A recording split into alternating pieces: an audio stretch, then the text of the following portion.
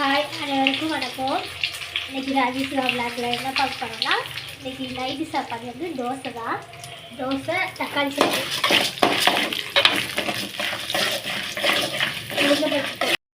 இன்றைக்கி சாயங்காலம் வந்து ஸ்நாக்ஸ் ஏதாவது செய்யணும்னு செஞ்சோம்.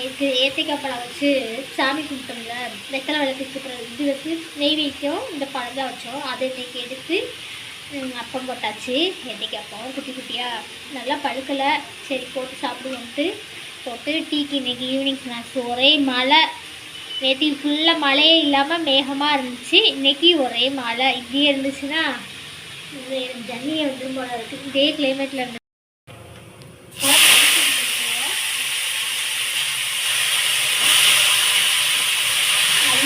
தக்காளி வந்து நல்லா வதக்கிக்குவோம். இதில் வந்து நம்ம என்ன சேர்க்க போகிறோம்னா, வத்தப்பொடி தான் போட போகிறேன். வத்தல் போடல, கொஞ்சமாக வத்தல் பொடி போட்டு அதுக்கப்புறம் உப்பு சேர்க்கணும். தோசை என்ன ஊற்றாமல் இருக்குது, தப்பா நேரம் ஆயிடுச்சு.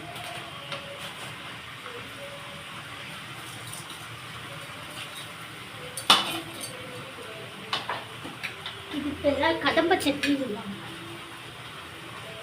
ஓடிட்டு இருக்காங்க.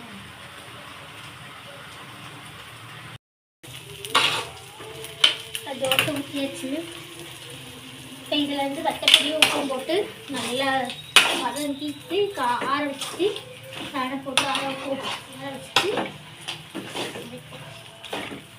சாம்பார் காலையில் வச்சேன். பொங்கலுக்கு வச்ச சாம்பார் அதை சூடாக்கி சாம்பாரும் கொஞ்சம் தக்காளி சட்னி இல்லை கொஞ்சம் கூட தேங்காயும் போட்டுக்குவோம்.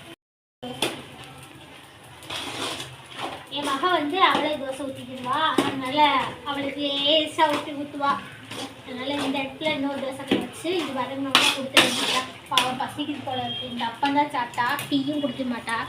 நாங்கள் தான் டீ சூடாக போட்டு ஏத்தைக்காய் வச்சு சாப்பிட்டோம். இந்த அடுப்பு சின்ன அடுப்பாக லேட்டான தோசை வேகும். அம்மா ரெடி பண்ணிட்டியா சாப்பாடு? இல்லை பாப்பா, இப்போ தான் தோசை பாரு 1 2 3 தோசை ஊற்றிருக்கேன். நான் ஒரு 5 பேர் தோசை ஊற்றினோன்னு உனக்கு கூப்பிடுறேன். இப்போ இந்த தக்காளி சட்னி வதக்கிடுச்சுன்னா அதை இறக்கிடுவேன். அதுக்கப்புறம் உனக்கு அந்த இடத்துல ஒரு தோசை கொண்டு வச்சு வச்சுருவேன். அப்போ எடுத்துக்கோங்க. அப்போ வந்து ஊற்றிட்டு கொஞ்சம் வெயிட் பண்ணி பாப்பா, பசிக்கே ஆயிரு. டேக்கு தோசை ஊற்றுறது இருக்கு. அப்புறம் தாத்தாக்கு அவ்வளோதான்.